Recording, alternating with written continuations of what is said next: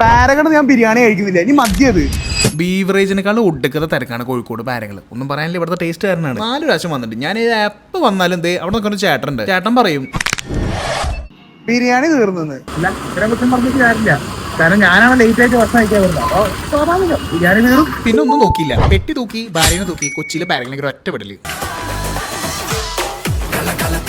Slow motion ആക്കാൻ സമ്മതിക്കൂല. അപ്പത്തേക്ക് ട്രെയിനും വന്ന് എൻ്റെ അകത്ത് കയറി സീറ്റൊക്കെ തപ്പി പിടിച്ചിരുന്നപ്പം മനസ്സിലാകെ ഒരു ഒറ്റ ചിന്ത ഉണ്ടായിരുന്നുള്ളൂ, ബിരിയാണി ബിരിയാണി ബിരിയാണി. പിന്നെ കൊച്ചി എത്തി, ഊബർ ബുക്ക് ചെയ്തിട്ട് അവസാനം എത്തി മക്കളെ ലുല്ലു മോള്. പിന്നെ പാരഗൺ തപ്പിയിട്ടൊരു നടത്താം. അവസാനം നടന്നിട്ട് ഒരു കാഴ്ച കണ്ട് മക്കളെ.